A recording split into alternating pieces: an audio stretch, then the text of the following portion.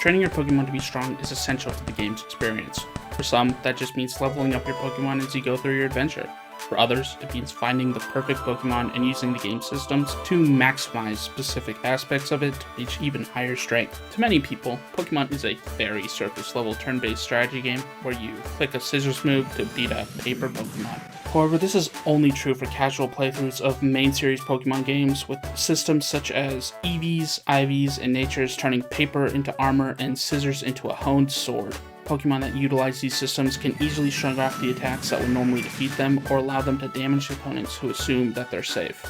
Despite this cool system, Game Freak likes to hide this information or make it entirely missable for the majority of the fanbase. In my fangame, I threw away these antiquated systems and created a new system that should be more fun to use.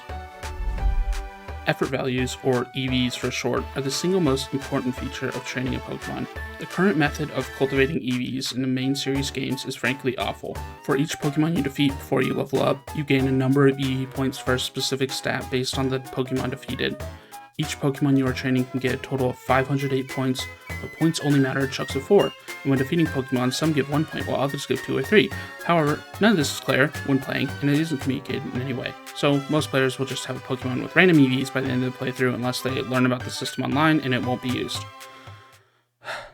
If none of that made sense to you, you aren't the first, and you won't be the last. So instead, I simplified the system. Starting at 10, for every 5 levels earned, you will be given 12 points to spend. By going into the info of a Pokemon in your party, you can spend these points on the 6 presented categories. If you want to raise your attack, it's as simple as a click of a button. If you decide an attack isn't working for you, you can remove points and reallocate them somewhere else. At level 55, you'll gain 19 points instead of 12, and will subsequently have the max number of points for that Pokemon.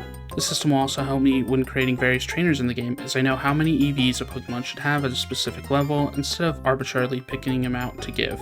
For players who don't want to interact with this system, that's fine as well.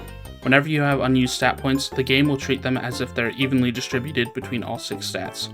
So even if you forget to spend your points or don't want to think about it, your Pokemon will still gain the benefit from EVs just like you would in the regular games. Individual values, or IVs, are much simpler than EVs. When you catch a Pokemon, each stat will have a random number of 0 to 31 IVs in each stat, with higher numbers being better than lower numbers. These values are very hard to change in mainline games, and I plan on fixing that.